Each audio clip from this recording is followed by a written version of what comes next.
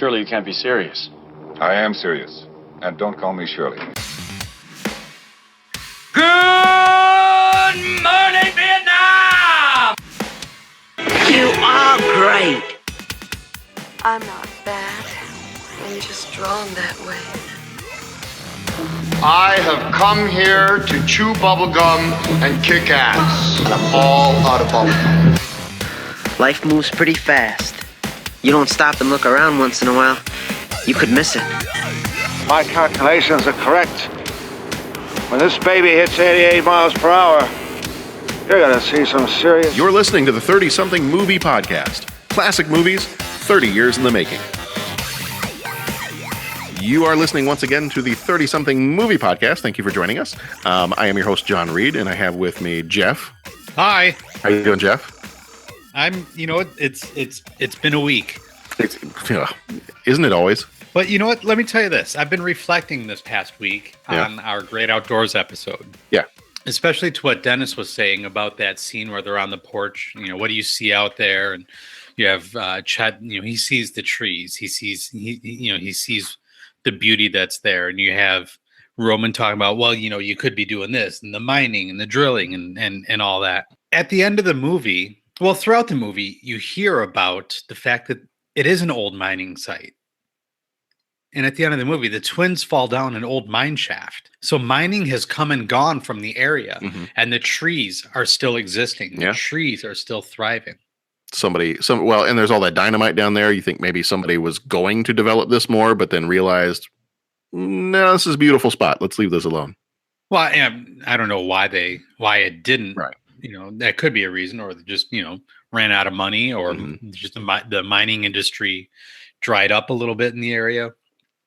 But I was just thinking about that. I'm like, well, actually, it's almost foreshadowing when Roman and Chet are talking on the porch.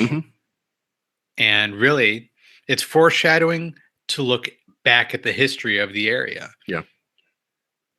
Mining, they tried mining and it came and it went and the trees are still there and Chet's on the right path with what he wants out of it. But anyway, absolutely. We're not here to talk about the great outdoors. All right. We're here to talk about America. We're here to make America great again. I'm just going to sit here and drink my chocolate shake. Is that what I feel like that'd be a good logo for this podcast. I don't think anybody's taken it. No one of any substance. No. Speaking of substance, how is that milkshake? Delicious. There we go. It would bring me to the yard. So this time around, we're talking Coming to America.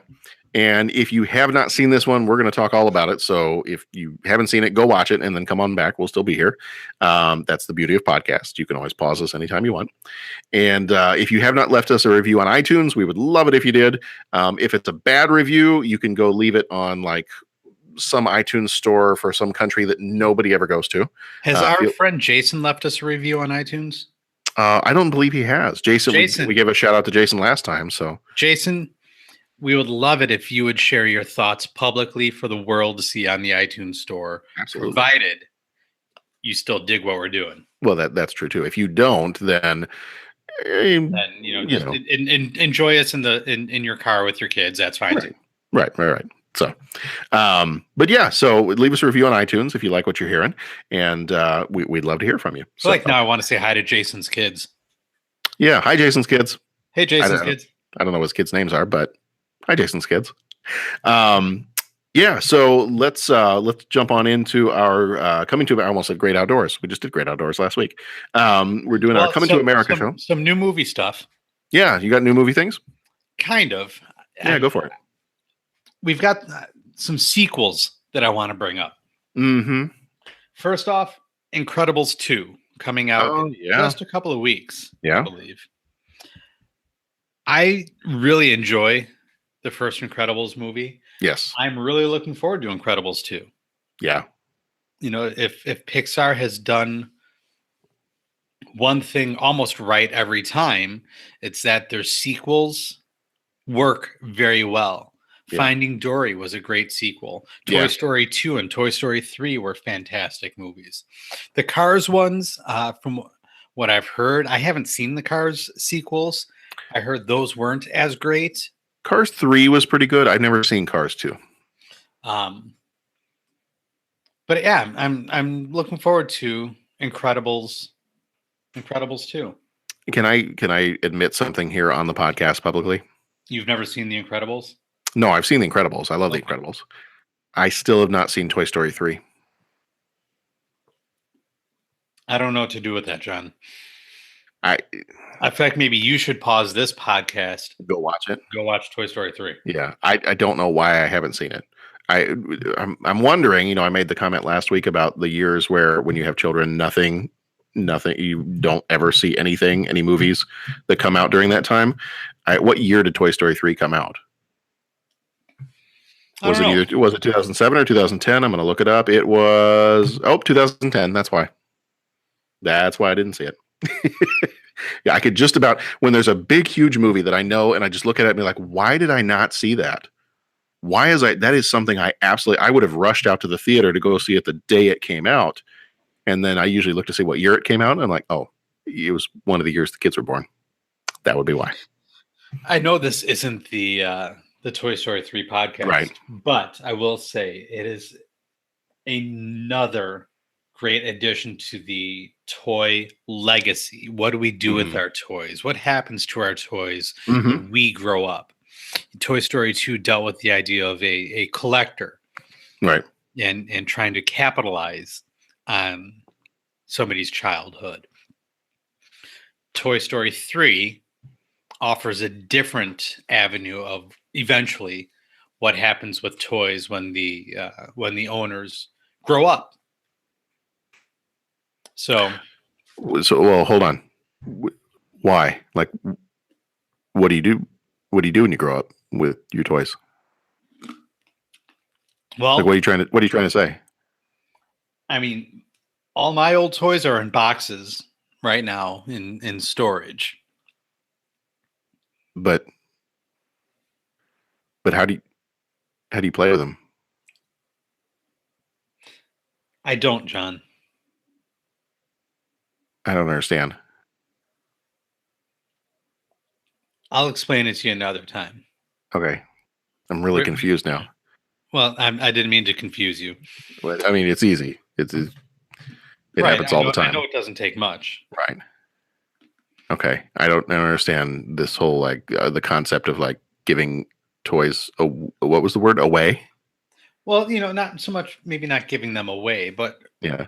But what is the best way to handle the legacy of toys that were important to you? Put them on a brightly lit shelf in your basement? That is an option. Okay. I didn't know people did other things. Like, and if you can get my wife to agree to that option, then you'd be my hero forever. I've barely got mine to agree to it. So if I figure out a way to get other people's, then I will start a consulting service and I will quit my day job as it is right now. But yeah, no, I that's the only reason I think I still haven't, or I don't know why I still haven't seen it, but that I haven't seen it up to this point was just, it was one of those, it was the black hole years of not seeing movies when they came out. And then just for some reason or another, I still have not seen it yet. But that's one of those movies that I really, really need to go see because I know I'm going to enjoy it, just as I did nearly every other Pixar movie. Yeah, and I mean, with Toy Story 4 in the works, you're going to want to make sure you see it. I know. I gotta get all caught up. But yeah, but The Incredibles too. Looking forward to that one because I love the first one, and I had been waiting for them to make another one, and then even though it took as long as it did, I'm glad that they finally made another one, and I'm just looking forward to what they do with it. I think that one's kind of coming out right before we go on vacation. So if while my family's on vacation, if we need a day to just like go in an air conditioned theater to get out of the Texas heat, then we may end up going to see Incredibles too. It's warm in Texas in July. A little toasty. Yeah. I have no problem with it. As I've mentioned before, I grew up there, so I don't have an issue with it. But the rest of my family that's coming, my mother-in-law, my wife, my kids, they're all Illinois natives. So part of it won't be too bad because it gets hot and humid here. It's at least dry down there, but it's a little toasty. Is this their first time going down to Texas in the middle of the summer? This will be my mother-in-law's first time going to Texas ever. But the rest of us, about 2 years ago, we went down in June. And it's a little bit a little bit cooler. And when I say a little bit cooler, I mean like 90s. A little bit cooler in June. So it'll be a little bit hotter in July, and August is probably the worst time to go. So we're not going in August, but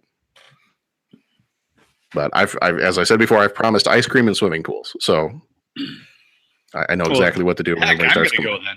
You can go with us. That's fine. There's at least one more seat in the minivan. That's fine. That sounds like a wonderful road trip. So jump in. Let's go. It's going to be like 3,000 miles of driving round trip. Woohoo! Oh boy. But hey, you know what? We have fun. We pass the time. We create playlists, and we all sing along together. So it'll be a great time, as long as you don't mind sing-alongs. Yeah, absolutely. Okay. I mean, and sometimes it's a bunch of show tunes. So we might have Les Mis, we might have Hamilton, we might have Jesus Christ Superstar. There might be all kinds of stuff going on. Cool. So I don't know if I've described your dream vacation, then come with us. I wouldn't quite call it the dream vacation, but I think you've described a vacation. Okay. All right. Fair enough. As long as I'm on the list somewhere. All right. So the other the other bit of new movie news that I've been hearing about is the official sequel to Top Gun. Oh yeah, I saw that the other day. News is just out recently that our good buddy is going to be taking a break from mowing his lawn to reprise his role as Iceman. Wow. Val Kilmer is going to be in Top Gun 2. Do they have XL cockpits now? I mean, I haven't seen him incredibly recently, so maybe he's trimmed down a bit. And I'm not saying that as a form of criticism. I'm just kind of joking about it because, I mean, I look in the mirror and I wouldn't advise you to do that. Well, sometimes on occasion. But yeah, I mean, he was a little hefty one of the last times I saw him. So he's gonna be working out a little bit then, I guess. I would think so then if he's got to get back into Iceman form. Mm-hmm. I don't necessarily know, and I kind of hope that they don't do another beach volleyball scene. Right. Not in most people's current shapes. But yeah, Top Gun 2. Okay. Officially, I guess, getting made. Val Kilmer set to return and reprise his role as Iceman. Okay. All right. Well, we'll have to see when that one comes up. We'll have to see if it's above the deck or if it's in the danger zone. I don't know. I don't know how I feel about it. I love the original Top Gun, but I don't know. I don't know how I feel about your puns. Well, you just kind of have to go with it. It's what I tell my family all the time. Just, you know what? Just nod and humor me. And then just, if you pretend like you have appreciated what I've said, eventually I'll go away. So this time around, we're talking Coming to America. This one came out on the 29th of June, 1988. So we are just about around the time that it came out 30 years ago. Rated R. It was 1 hour and 56 minutes, directed by John Landis, who did Blues Brothers, Twilight Zone, the movie, and An American Werewolf in London. Producers were George Folsey Jr., who did Trading Places and Clue, and Robert D. Wachs, who died in 2013, produced The Golden Child and Harlem Nights. Writers on this one, the story was written by Eddie Murphy, who was on SNL, and he wrote his own stand-up for Delirious, Raw, and wrote for the movie Harlem Nights. David Sheffield did screenplay. Both he and Barry W. Blaustein did the screenplay for this one, and they also did screenplays for the Nutty Professor movies and a good portion of the Police Academy movies. Cinematographer was Woody Omens. He did History of the World Part 1 and the TV series Magnum P.I. Music was done by Nile Rodgers, who did Earth Girls Are Easy and Beverly Hills Cop 3. The budget for this one was $39 million. The box office was $288.8 million. So it made a little bit of money back. I think everybody did fairly well on this one. Paul Bates plays Oha. He was in True Romance and 8 Mile. Eddie Murphy plays, all right, here's where the list starts to get a little bit longer. Eddie Murphy plays Prince Hakeem, Clarence, Saul, and Randy Watson. He was in Shrek, Beverly Hills Cop, and Nutty Professor. James Earl Jones plays King Jaffe Joffer. He was in the Star Wars movies, Hunt for Red October, and The Lion King. Madge Sinclair, who died in 1995, played Queen Aeolion, and she was in Lion King and Trapper John M.D. Arsenio Hall, played Semi, Morris, Extremely Ugly Girl, and Reverend Brown. He was in Black Dynamite, Amazon Women on the Moon. Frankie Faison played the landlord. He was in 13 Conversations About One Thing and the Thomas Crown Affair. John Amos played Cleo McDowell. They I like have I the said that. yeah, they have the what was it? They have the Golden Arches. We have the what was it? The golden. They called the Golden Arcs, or was it something? Something like that. I forget exactly what the line was, but he was in Die Hard 2 and Good Times. Do you ever watch Good Times? Every now and again. I used to watch that all the time as a kid. I don't know if it was just on reruns when I'd get home from school or what it was, Probably. but watch it all the time. It was dynamite. Allison Dean played Patrice McDowell. She was in Speed 2 Cruise Control and Tears of the Sun. Sherry Headley is Lisa McDowell. She was Switched at Birth and All My Children. Eric LaSalle played Daryl Jenks. He was in ER and Logan. And Louis Anderson played Maurice. He was in Ferris Bueller's Day Off and Life with Louie. Critical reception for this one. Rotten Tomatoes. The critics have given it. Hold on. There you go. Don't forget Cuba Gooding Jr. Oh, I've got a whole list of people that made appearances. Okay. Oh, yeah, I'll get to that. I'll get to that. The Rotten Tomatoes critics gave it a 68%. The audience on Rotten Tomatoes gives it an 85%. Cinema Score, so audience, as they're leaving, they get surveyed as to what they would score it on an A+ to F scale, and it was given an A on Cinema Score. So the audience liked it. Should have been. As it should be. It was nominated for some other awards, nominated for Oscars for Best Costume and Best Makeup. And real quick, the story. Prince Akeem does not want an arranged marriage. He wants a girl who will love him for him. Where will he find her? America. So we're going to play the trailer for you real quick. And then when we come on back, we're actually going to play. Our friend Pat could not make it this time in for the show. So he called in and left a voicemail for us. We'll play that. And then we will jump on into our discussion. If anybody else ever wants to call in, leave a voicemail, since this is a podcast and an audio medium, please feel free to call in and leave a message on our podcast voicemail line. The number for that one is 872-356-6843. 872. If you like the old letter system, it's 87235-MOVIE.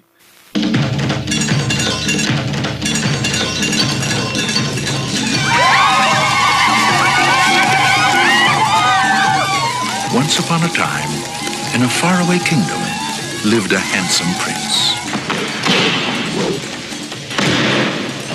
He was attended by devoted servants. Do you think perhaps just once I might use the bathroom by myself? Notes to music, sir. Wipers! And engaged by royal decree. Why? Why can't I find my own wife? We've gone to a great deal of trouble to select for you a very fine wife. I want a woman that's going to arouse my intellect as well as my loins. Where will you find such a woman? In America. So he traveled across the sea to the land of opportunity, which is where the fairy tale ends and our story begins. Behold, Simmy, life, real life, a thing that we have been denied for far too long. We're in New York now. Let us dress as New Yorkers. I feel like a complete idiot. Have either of you ever had any fast food work experience before? Certainly not. This will be our first job in the United States. I am Akeem. It's nice to meet you, Akeem. I have recently been placed in charge of garbage. That's good to know. Oh my goodness, it is you! Greetings, Your Highness! Who was that? Eddie Murphy, Just the man I met in the restroom. Arsenio Hall, in a comedy fable of royal romance. When I look at these contestants for the Miss Black Awareness pageant, I feel good. Apparently these are the best women Queens has to offer. Pick one and let's go home. I want to tear you apart. And your friend, too. Coming to America. Sir, I was wondering, did you happen to catch the professional football contest on television last night? No, I didn't. Oh, it was most exhilarating. The Giants of New York took on the Packers of Green Bay. And in the end, the Giants triumphed by kicking an oblong ball made of pigskin to a big H. It was a most ripping victory. Son, Yes. you want to keep working here. Stay off the drugs. Yes.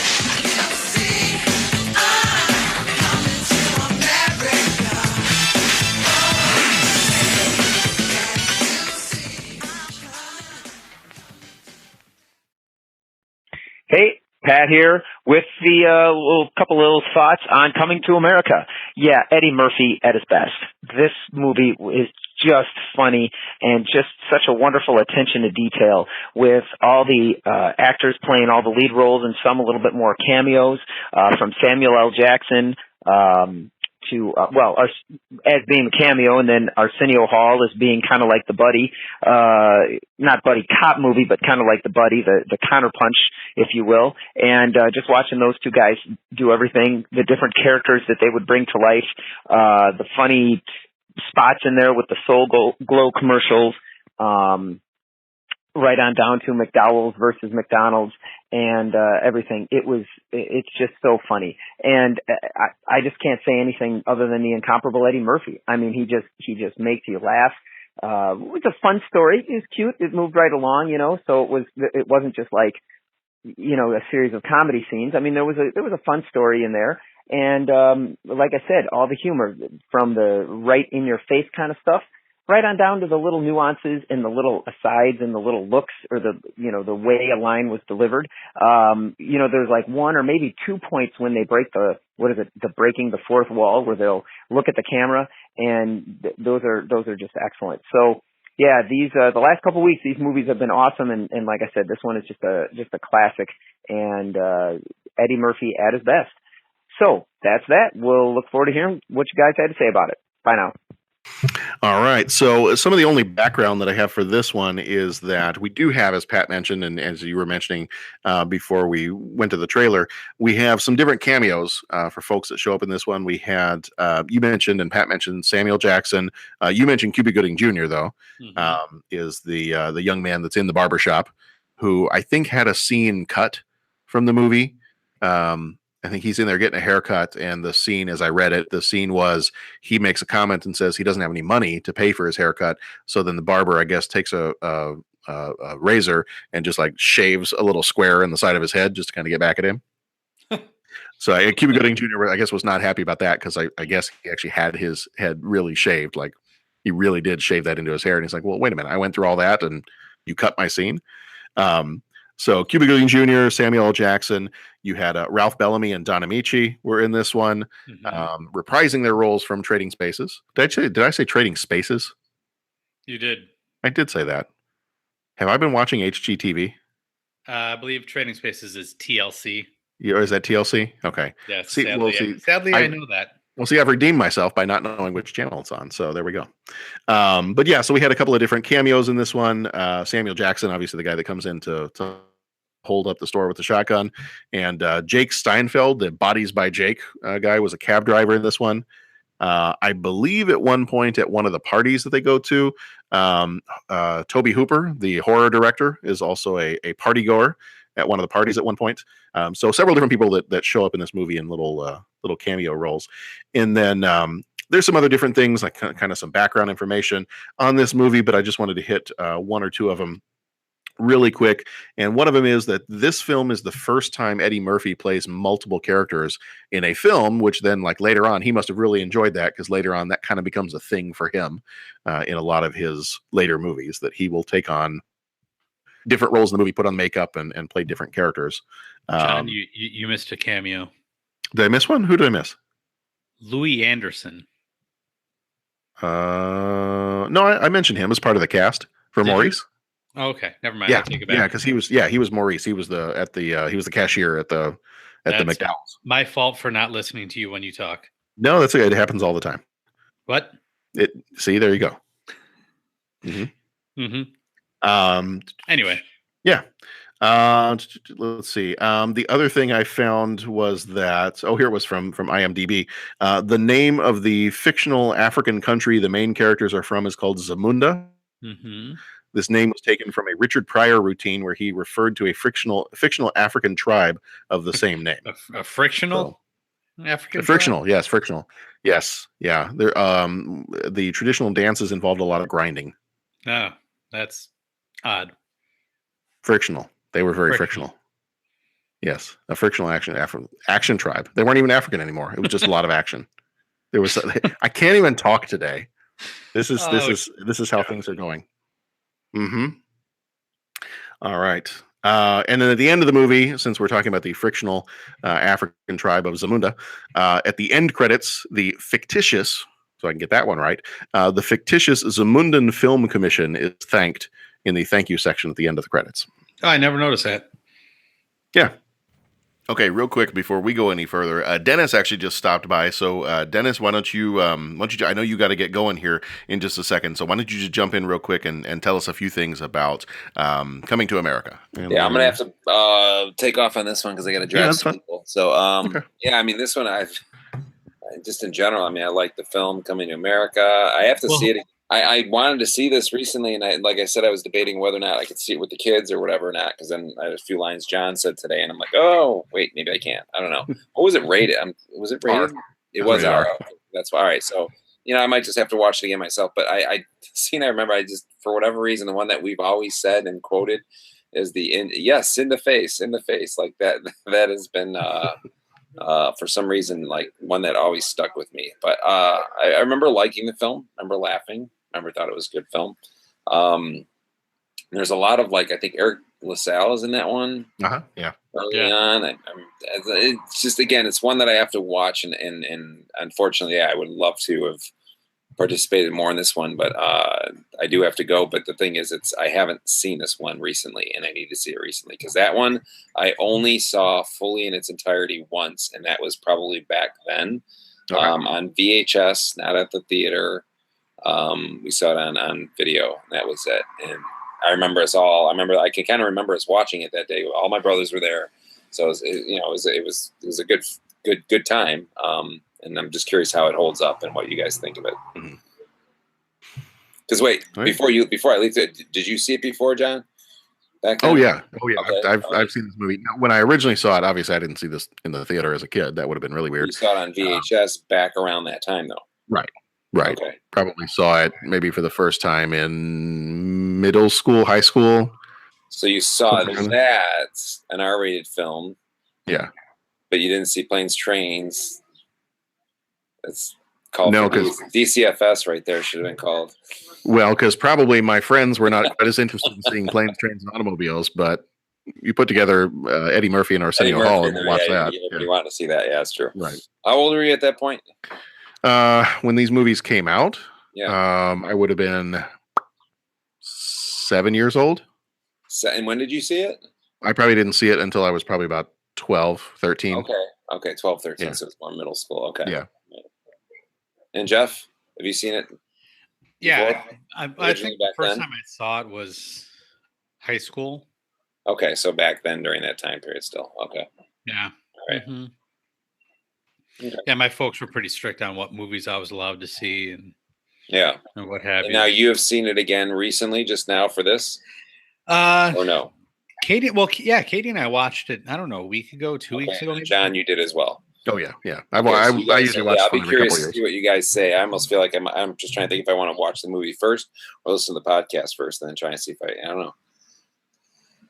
So yeah, I'm just curious. I'll be curious to see how it held up for you guys, seeing it back then and then now. You saw it pretty young. Yeah, I was about 88. So 17, 18. Okay, God, you're old. 17 or 18 when I saw it back then. So yeah. So what would that make you now? You're like what, 50 something? Yeah, 50 something? 63, 75. Yeah. So you're close to retirement. Oh, I've been close to retirement. Well, I mean, you've been like an inch from retirement for the last 8 years. 8 only, huh? Yeah. Well, I mean, I've only known you for like 10 or 12 years, so yeah. I feel like those first 4 years you were pretty happy, but maybe not. You just hit it really well. Oh no, it's not a happy thing. It's just other things to do. There's other things I want to do. Yeah. Nothing against this. It's all good, but there's trees. There's trees out there. There you go. Go see the trees. That's right. So, all right. Well, anyway, yeah. So I don't have as much to say about it, just because it's Eddie Murphy. It was good. The characters. I think what's the name as the side? Arsenio.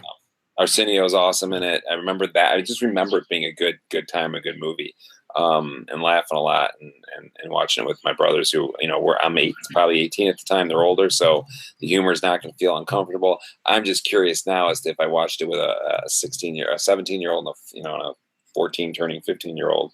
You know, is it going to be a little awkward? So I don't remember, too much. So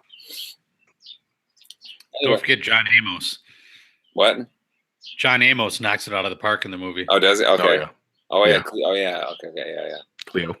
Yeah. Cleo McDowell. Yeah. Alrighty. You guys have a good time. All right. See you. Bye-bye. See you, Dennis. Yep. See ya. You're still here? I'm trying to end Go it. home already. The movie's over. I think you and I have talked about this before. This is not the first time you've seen this movie. No, it's not. Okay. All right. Do you remember the first time you saw this movie? I know it was sometime during high school, but I don't remember any specifics about watching it. Like I don't think it was one of those movies I was like building up to like, I'm finally going to watch Coming to America. I've been hearing about this movie for so long. I don't know. I'm sure it was just on cable somewhere, and I was flipping through the channels, and I was like, "Oh, all right, I haven't seen this." Yeah. Well, and I know we kind of talked about this for just a minute before Dennis had to go. I think for me, it's kind of the same thing. I saw it maybe middle school, maybe early high school for the first time. And since then, I've probably watched this maybe once every couple of years, once every 3 years or so. Maybe. So I mean, I've seen it several times. It's not one of those that I'm watching religiously year in and year out, but it's definitely one that if I'm looking for something to watch and all of a sudden this one, shows up somehow, then TV, or if I've got a copy of it, or I've rented it, or I just come across it at the library, then I will, grab that and I'll watch it every once in a while. Mm-hmm. So. Yeah, it's worth watching once or twice a year. Yeah.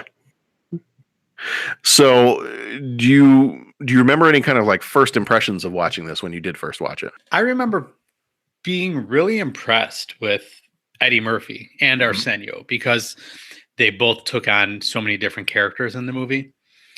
I remember watching and thinking, wow, that they did a really cool or really good job with that. It was really cool to see actors take that on and try to create different personas. So I think that was one of my big takeaways from it was that I really liked how they were able to do that convincingly. Yeah.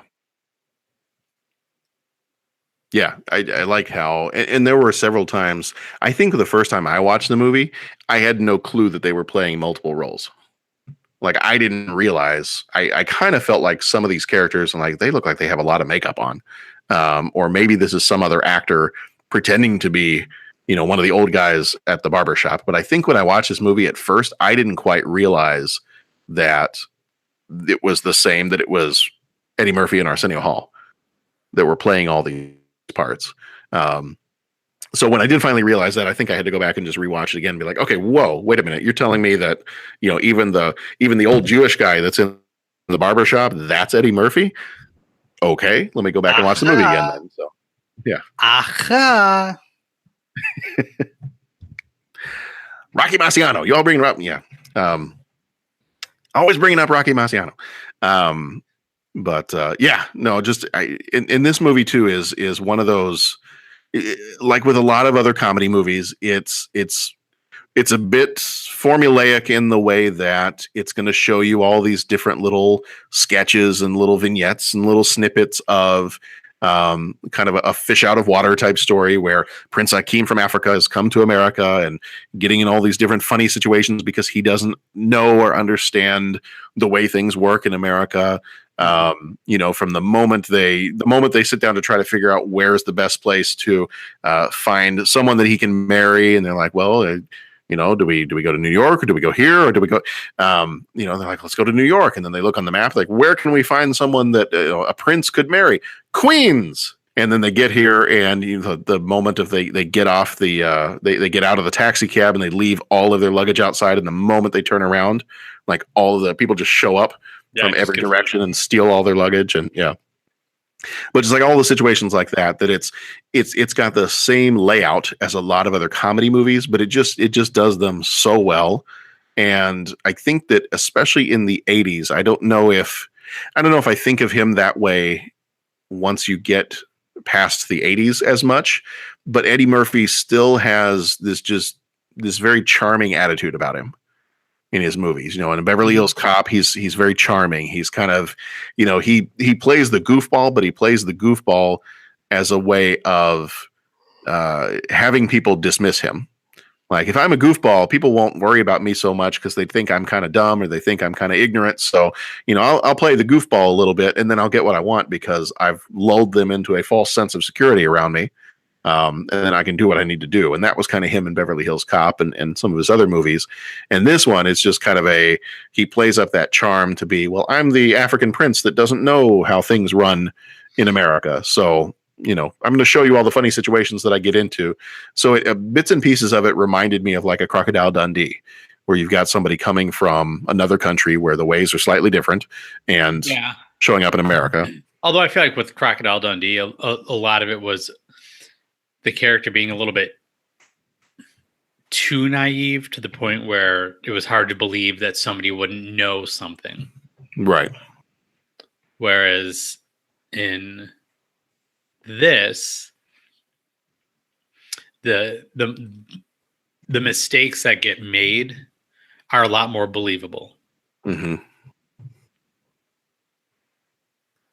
And I like how the way everybody's just kind of reacting to him, that it's almost like, to compare it to a Crocodile Dundee, it's like everybody is either confused or enamored with Crocodile Dundee because he's got the Australian accent and he's so intriguing and he's all this and this is just like, he gets to McDowell's and they hand him a mop and he's like, if you work hard, you could work your way up to assistant manager someday, and and everybody just kind of dismisses him and but that's kind of by design too. He doesn't want people to know who he is. He's not there to be celebrity. He's his purpose is to blend in with society. Right. And I love the way that John Amos does that as the Cleo character.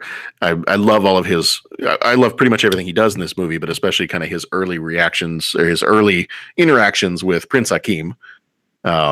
He comes in to talk to him and try to, have a relationship with the father of the girl that he's kind of fallen in love with. And he goes in to try to talk about football with him.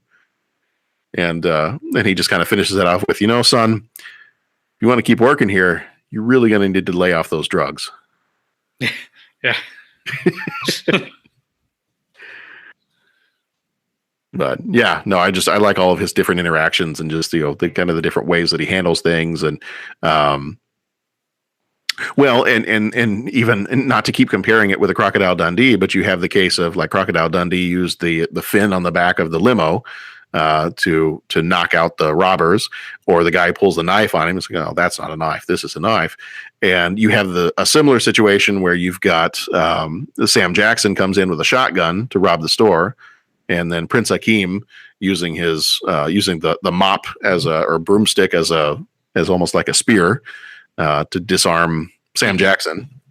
So you've got some similar beats to other movies that have come out around the time. So there's a few similarities here and there, but I think that it's just the charm of Eddie Murphy and Arsenio Hall playing off of each other, because their interaction too, like that whole relationship of Akeem and Semi is just great, and just how exacerbated just Semi is always.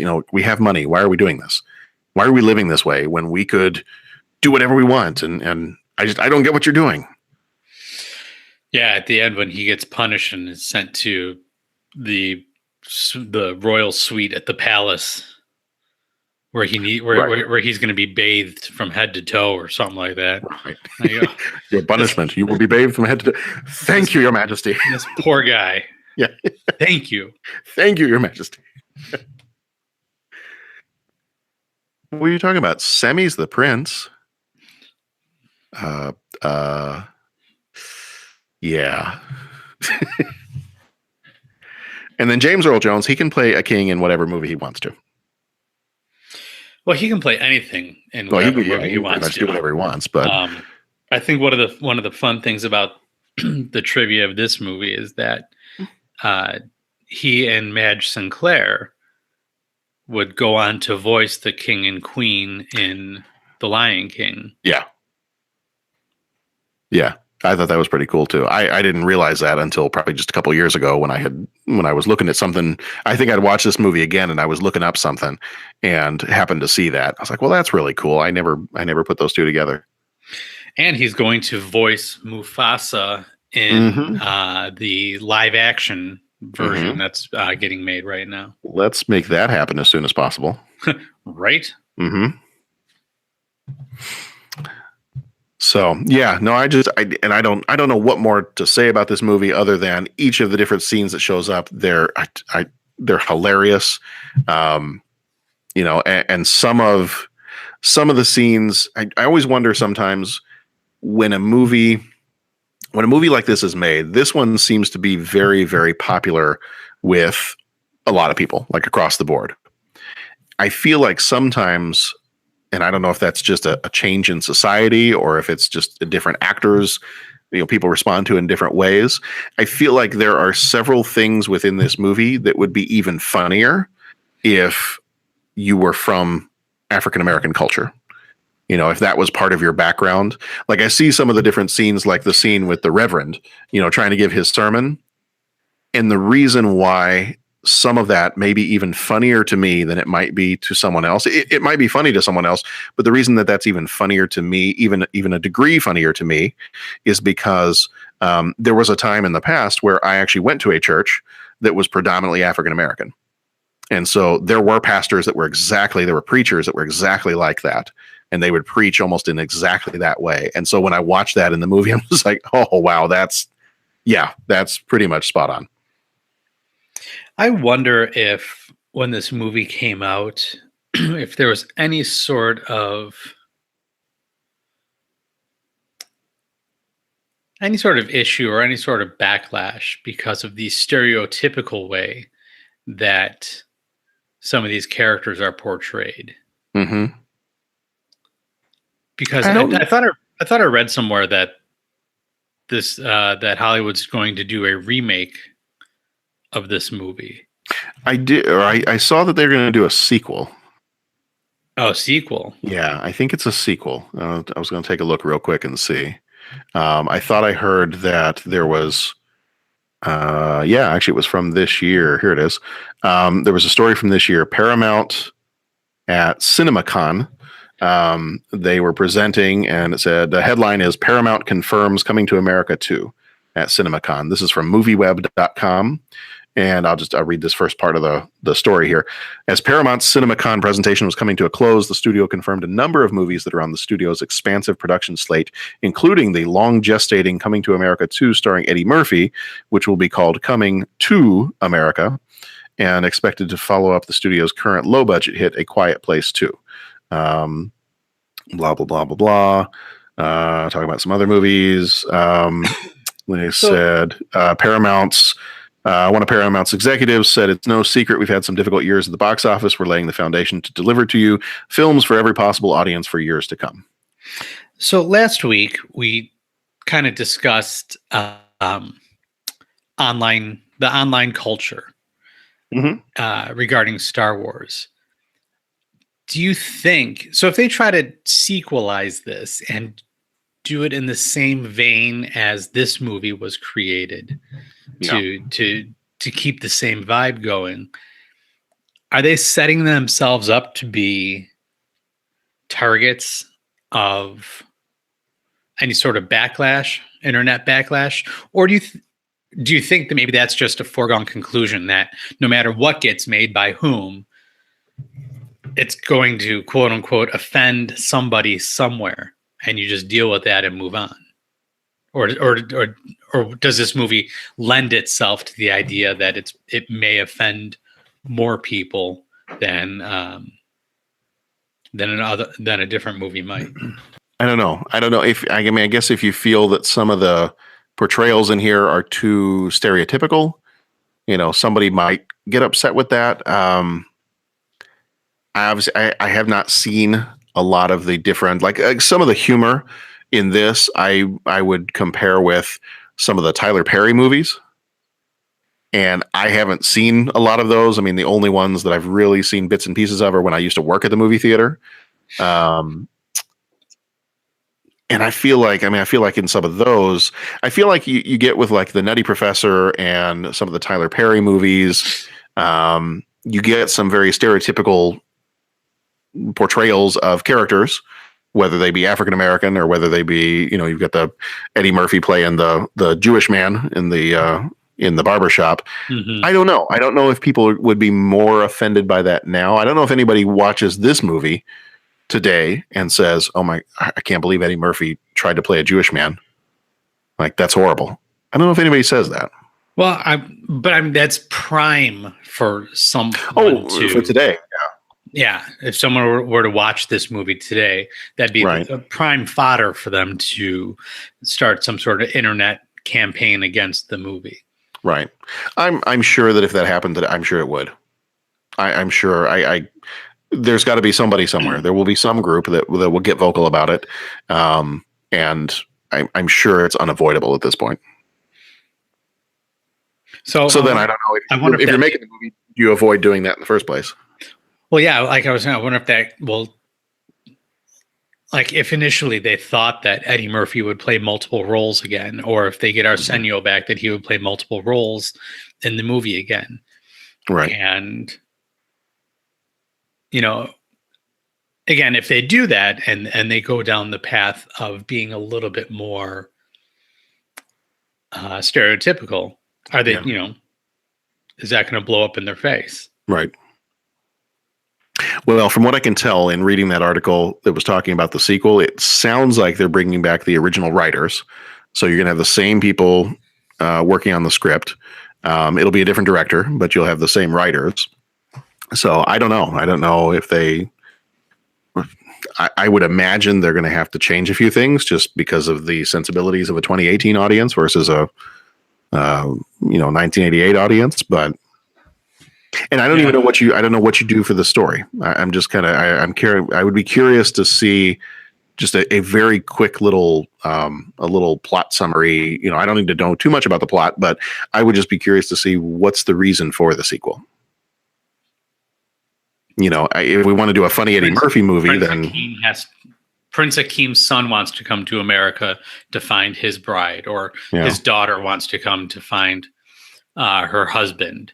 So he goes with as a way to try to guide her through the ways of America. But see, even that falls apart for me, because if he's married to an American and his in-laws are all American, his kids won't be as clueless as he was about American culture. But if his kids have been sheltered and have never left the palace grounds or never left Zamunda, right, then maybe there is a lot that they don't know. Yeah, maybe they run away because there's just too much friction.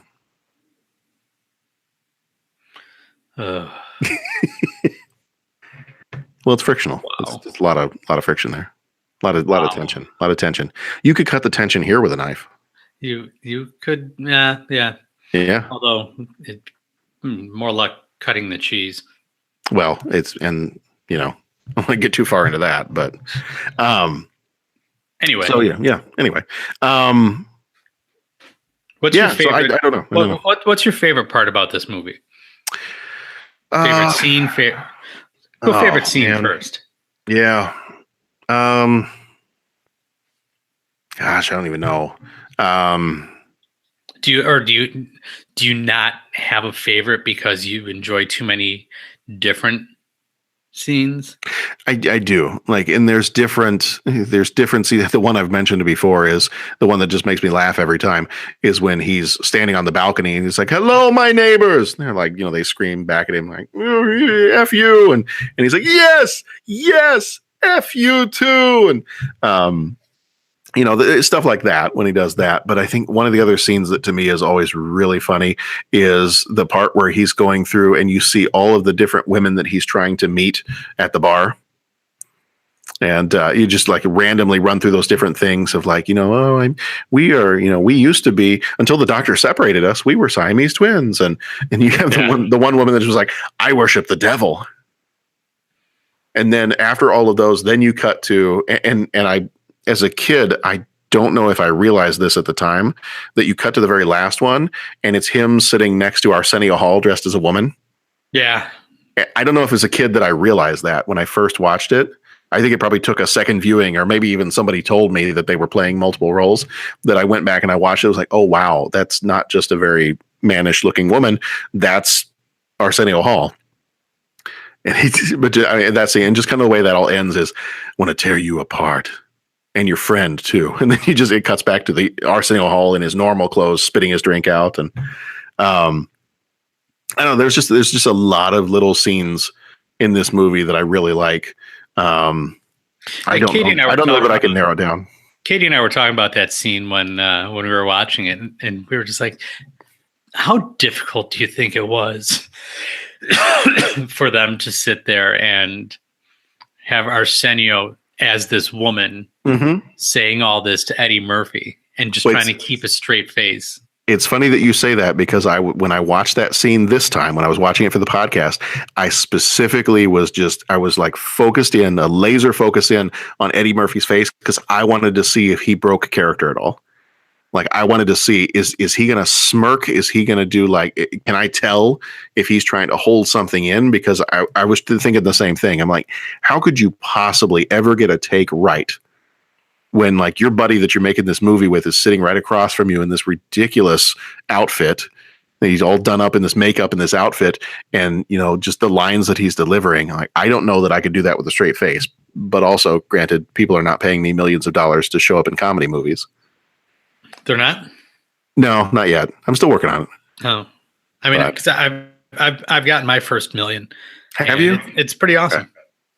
I love teaching so much, and I just don't feel like I can leave the job that I'm in now to go off and do something crazy. I still. Oh, you do? Yeah. You do? Okay. Mm-hmm. Okay. Now, I mean, in all fairness, I haven't seen your movie.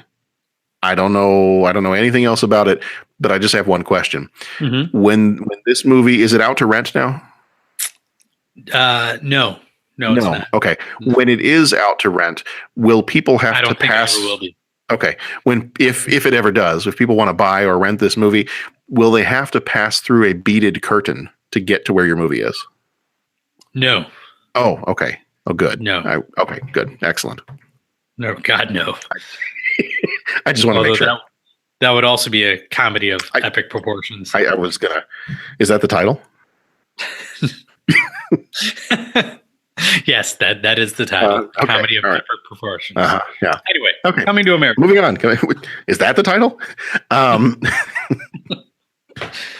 Oh yeah. Man. Okay. So yeah, no, I don't know if I can narrow it down to a favorite scene. But yeah, just a lot of little bits and pieces here and there. Do you have a favorite one? I think one of my favorites is the Eddie Murphy as the Jewish man doing the soup story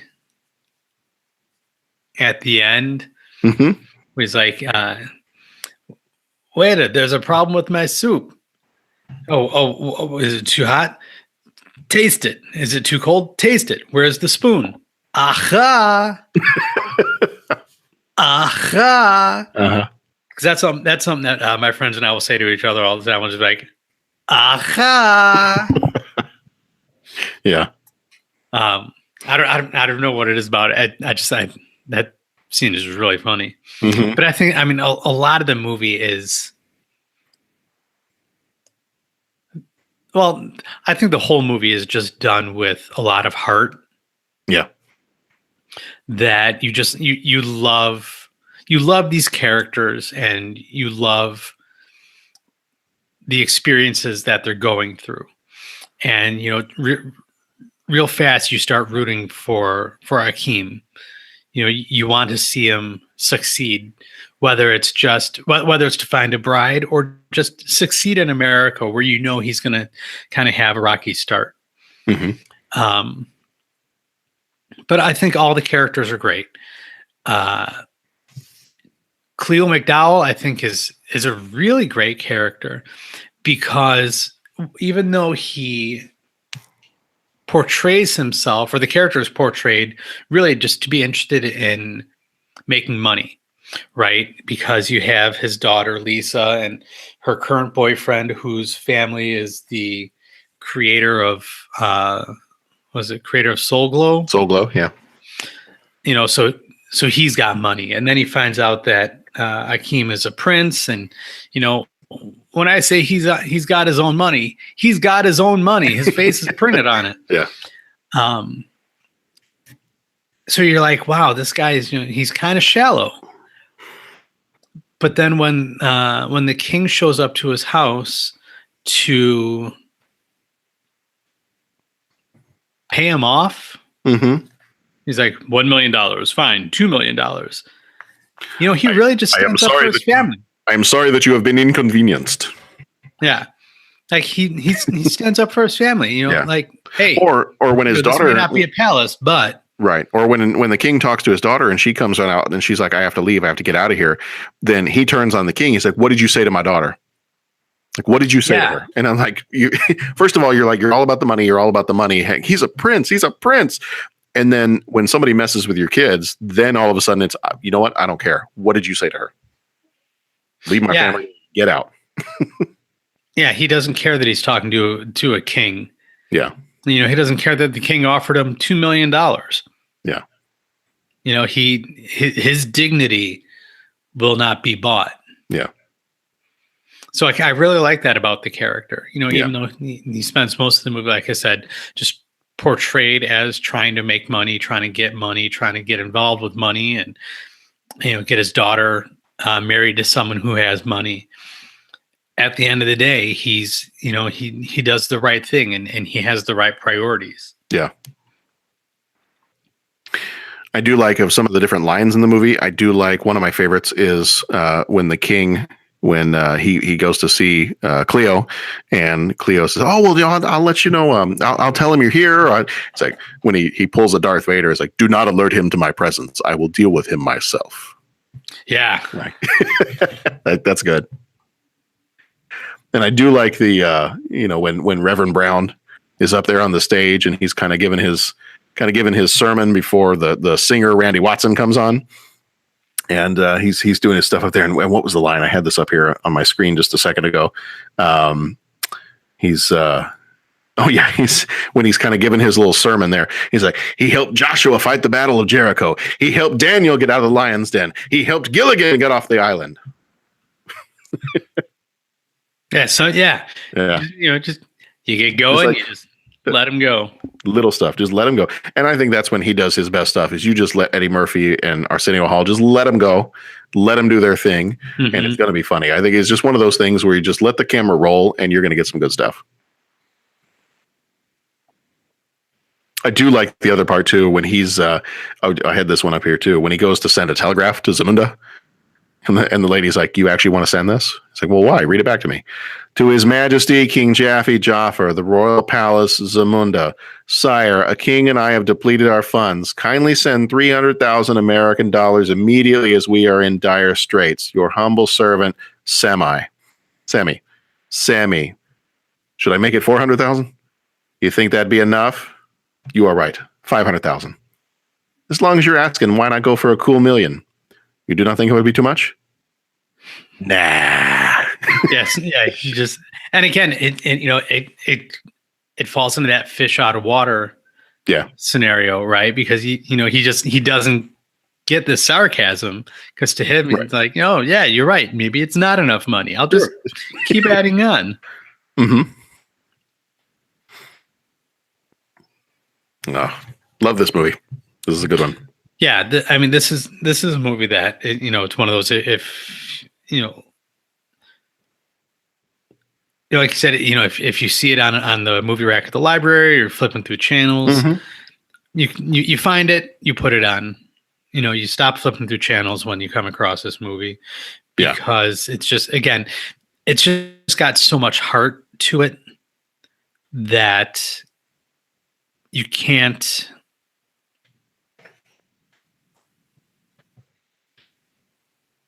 You can't not like it.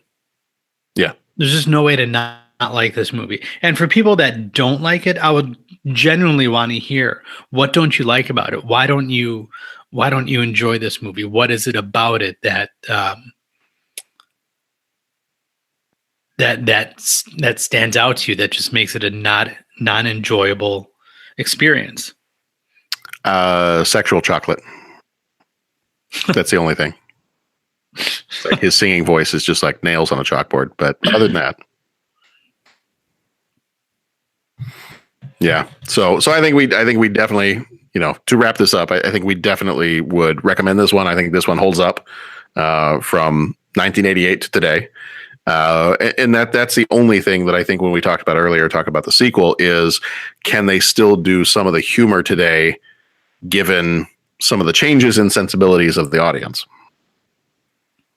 And I think, I think having it made in 1988, people can look back on that and maybe say, well, so we don't, maybe we're offended by this, but it was made 30 years ago, so we're gonna give it a little bit of a pass. But if you made it today, it wouldn't fly. Maybe that's the case. I guess if they make the sequel, we'll see what they do with it. I will watch the sequel. I probably won't watch it in the theater, but it's definitely one that I would eventually watch if they made it. I just don't know if I see right now like what the potential is for the story of a sequel. But if they come out with it, it's characters that we know, it's characters that we enjoy. So if they come out with it, I'm sure it's going to be an entertaining movie. I just right now, from where I'm sitting, I have a little bit of a difficult time seeing the rationale for a sequel, but I would love for them to prove me wrong and show me something that's a worthwhile sequel to the original Coming to America. Yeah. So. No, I agree. And, and I agree. This is a movie that's definitely worth watching. And I don't mean just turning on. I mean, put your other devices away, make a bowl, get a bowl of popcorn and watch this movie, because it's just that enjoyable. Yeah. All right. Well, do we have anything else we want to say about Coming to America? I don't think so. No. Okay. All right. Well, so this has been our Coming to America show. And again, like we said, if you haven't seen it, go take a look. Go watch it. It's a good one. It's probably, didn't really compare this to any other Eddie Murphy movies. I'd probably say it's probably one of my favorite Eddie Murphy movies. Are you going to throw that question out there? I will. What's your favorite? I knew that. As soon as we started this podcast, when we started talking about all the different roles that he portrayed in this movie, I was just like, oh, he's going to do that thing like he did last week with John Candy. I do. I like to ask the tough questions. Favorite? I think this may be my favorite, other than Beverly Hills Cop is up there. I think I like this one better than Beverly Hills Cop. I think I do too. I think this probably is my favorite Eddie Murphy movie. If I'm not watching just like the straight up Eddie Murphy stand up, like Raw and Delirious, those I love those. I used to watch those all the time in high school. But beyond those, I think movie wise, in a feature film role, I think Coming to America is probably my favorite Eddie Murphy. Bowfinger. I really liked him in Bowfinger. I thought. Okay, I never saw Bowfinger. I thought that was great. Okay, Bowfinger is deliciously Steve Martin. Okay, everything about it is. I remember seeing trailers for it when it came out. Like I think that was when we were in high school. I think I was in high school. Yeah, I forget what year it was, but I remember seeing the trailers for it and thinking, "Oh, whoa!" So, Steve Martin and Eddie Murphy, and then for some reason or another, I never ended up going to see it, and I haven't even seen it since then. So it's been one that is kind of on my like a little bit lower down on my list of things to check out. But it came out in 1999. Oh, okay, yeah, I would have been right at the end of high school there. Okay, but yeah, it's enjoyable. It's a lot of fun.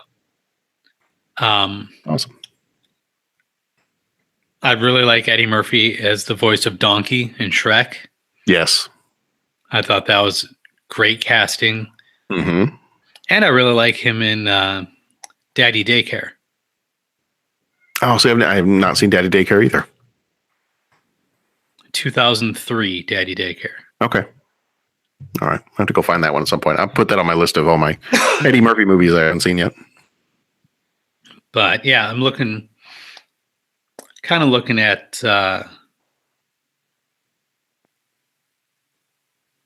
his IMDb. Mm-hmm. Just kind of seeing what else I'm not thinking of. I mean, Nutty Professor was good. Yeah. And I like Beverly Hills Cop, but I think this might be my favorite favorite Eddie Murphy film. And I don't think I've seen too many of his modern movies. Like I haven't seen, I'm trying to think, other than Shrek and other than maybe the first Nutty Professor, I don't know that I have seen. I'm taking a look at his list too. I don't think I've seen any of his other. I don't think I've seen a live action movie with him in it since.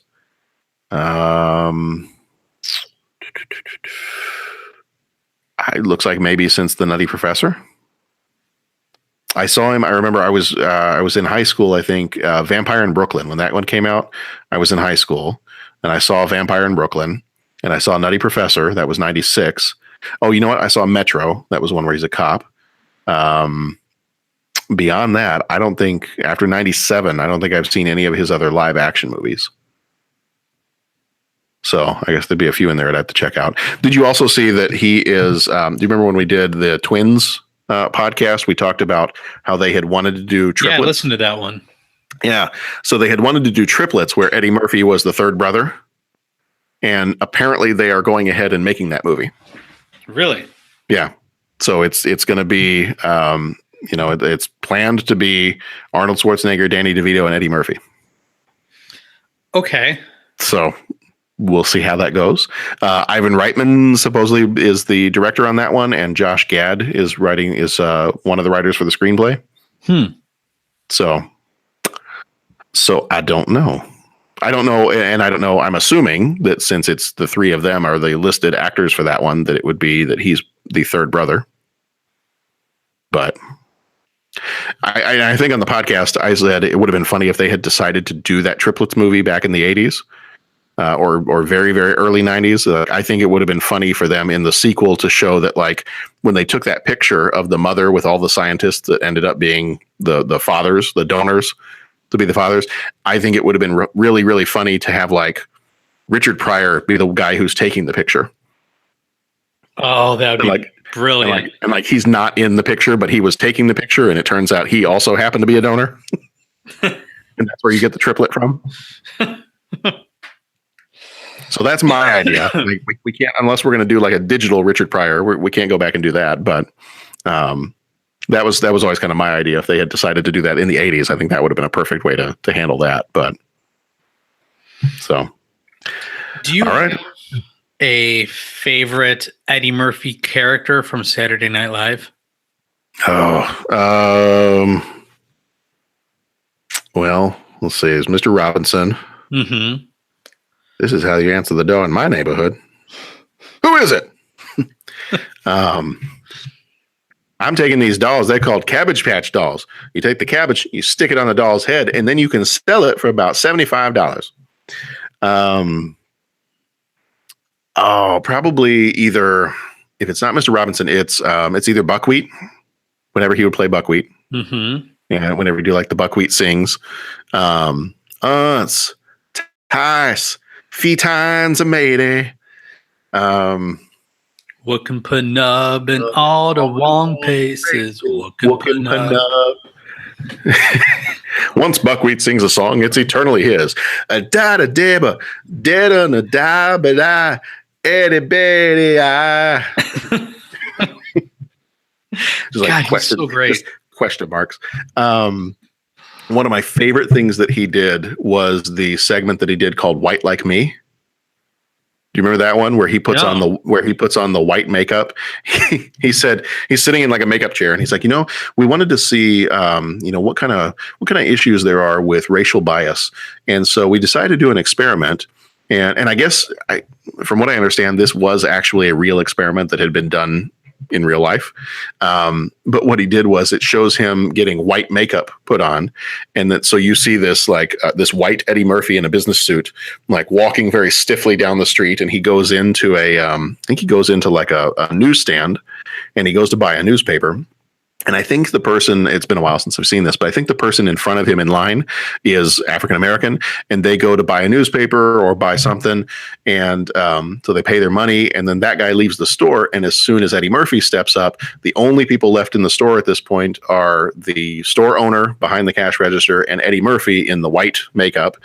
And so the African American guy has left the store. So the guy goes, I'd like to pay for this newspaper. And the guy goes, what do you mean? Just take it.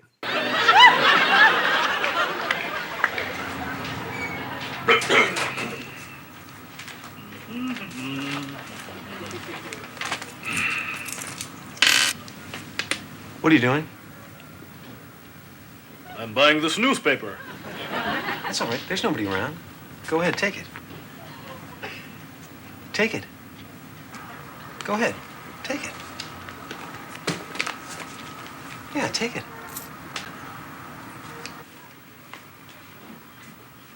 Take it.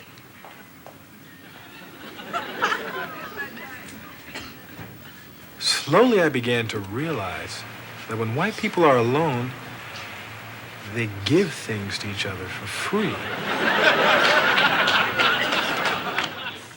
Okay. He just takes it and then walks out. And then there's another scene. I think there's a couple of other scenes too, but there's one where he's on the bus. He gets on the bus and he's sitting there and he's surrounded by everybody else on the bus is white. And then there's one African-American guy that they get to a stop and he gets off the bus.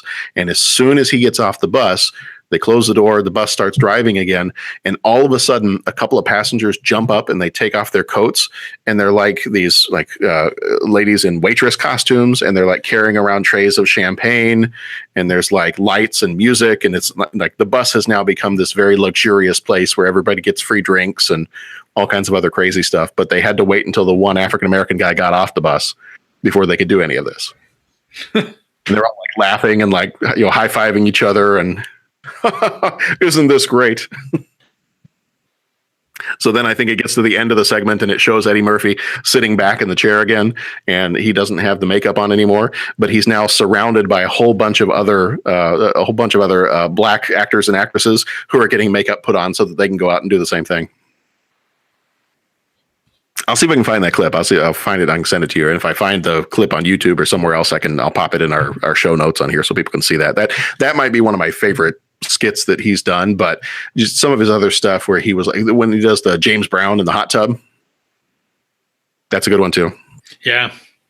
I like so Mr. Robinson and Buckwheat were at the top of my list. And when he was Gumby. Yes. As well. Well, if we've inspired you to come to America, then come on over. But if we've also inspired you to watch a movie, then that's great because it's a fun movie. You should go watch it if you have not seen it yet. So in the meantime, if you want to hear any of the other shows that we've done, you can go to 30podcast.com. That's got all of our shows that we've done up to this point. This one was episode number 191. So we are inching ever closer to our episode number 200. Wow. Yeah. So it's like that's coming up fast. So we've got 30podcast.com is the way to get to all of our other episodes, or you can jump on Google Play, iTunes, any of those other places you can get podcasts, and we are likely there. If you want to call our voicemail line, you can do that. It's 872-356-6843. If you want to find us on Facebook, we are there. We do a lot of interacting on Twitter. We're also on Instagram. If anything else, social media pops up anytime soon, I'm sure we'll end up on that too. But we are in all those different places. So we've got coming up over the next several weeks. Our next few movies will be The Adventures of Baron Munchausen. That one's coming up next week. A little bit after that. You've never seen that one? No. I don't know if I'm going to be able to join you, but yeah, whether you join us or not, you should watch that one. It's quirky and weird, but it's fun. Oh, I know so many people that fit that description. There you go. It's got a bit of a because it's done by some of the Monty Python crowd, so it's got a bit of a Monty Python vibe to it. Robin Williams is in it. Some of the folks from Monty Python, some other people, some other celebrities that you'll notice are in different roles in the movie. But it's kind of it's a quirky, interesting, weird, funny little movie. And I don't know why. I don't know how we originally found it, but we used to watch this a lot when I was a kid growing up. So I have no clue. We didn't see it in the theater. I don't know if it's just something that we saw on TV once and we really liked it, or we rented it once and really liked it, or I don't know. But I remember watching it a lot as a kid. So we got that one coming up. And then at the end of June, we've got Beetlejuice will be coming out at the end of June. And then coming up Which one? Beetlejuice. One more time? No. Okay. I know better than that. Okay. I'm not going to do it. Not going to do it. I've accidentally done it a couple of other times and it did not work out well. No. Sandworms. Am I right? Right. We've been to Saturn, right? Yeah. So we got that. We got coming up at the beginning of July. We've got Everybody's All American. That show will actually be coming out on the 4th of July, hence the All American part. And then after that, the movie 8 Men Out will be coming up after that. So that's our. I have never seen that movie. You've never seen 8 Men Out? I have never seen 8 Men Out. Oh, wow.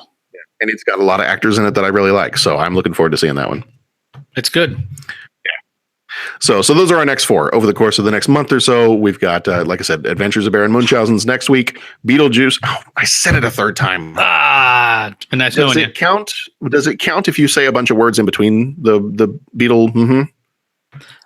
I don't know. Or do you just have to say it? I need to find my handbook for the recently deceased. Okay. And find the finer details of that rule. Because these rules confuse me. These rules and the gremlin rules really confuse me.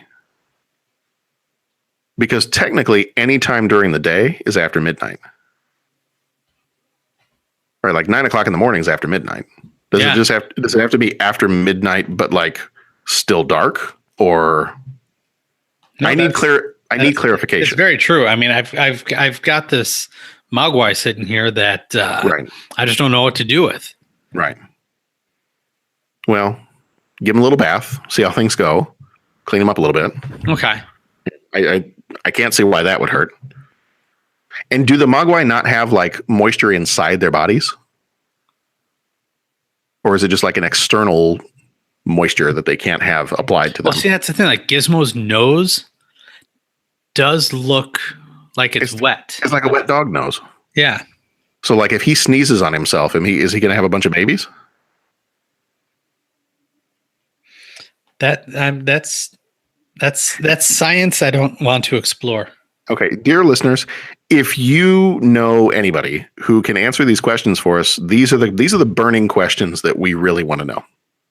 I mean, I'm sure there's others, but these are right now. This is a question that's going to preoccupy my mind for at least the next, 7 minutes. Yeah. I mean, I'm going to be thinking about this for like at least another 30 seconds. Right. But then, I mean, it's going to come up again until this gets answered. I'm going to keep thinking about when is after midnight? Is it like 30 minutes? Is there a time frame? Can you feed the thing like at 12:45? Well, and if you look at it based on Chris Hardwick's former show At Midnight, that really never really aired at midnight. True. Yet it was called At Midnight. It just takes all of everything that we know about time and spins it around even further. Correct. When will then be now? Soon. Good. That much I know. Glad. Okay, good. All right. Well, so until next time. So thank you, Jeff. It's been nice to have you back for the last couple weeks. It's been fun being back. I have to admit, you guys did a lot of movies that I wish I could have been a part of. And I mean, had I really pushed, I would have tried to find a way to make it happen. Well, I mean, it's like you had stuff going on, right? Like with the play and a baby and yeah. And for the record, by the way, thank you and Pat for the kind words that you said about the play. Oh, yeah. Much appreciated. Much appreciated. Awesome. And you always do a good job with those.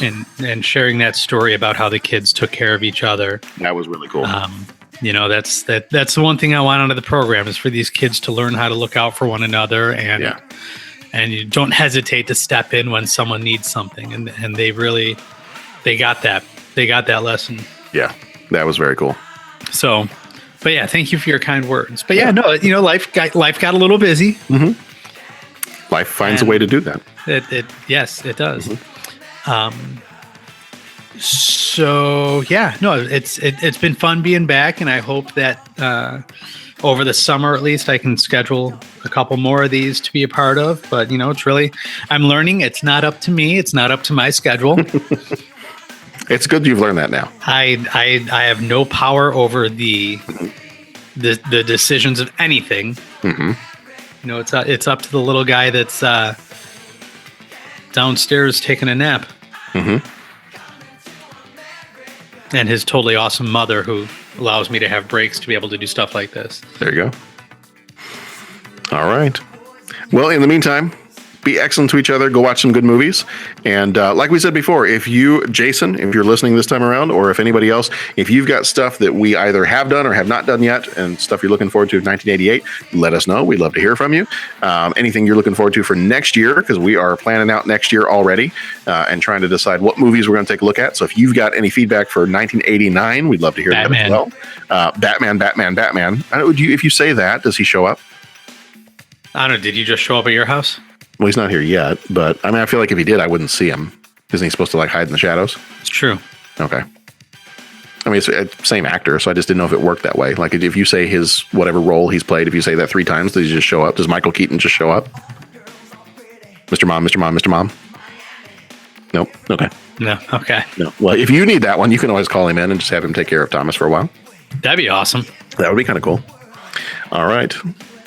Well, until next time, be excellent to each other. Go watch some good movies, and we will see you all back here next week for the adventures of Baron Munchausen. Bye, Jason.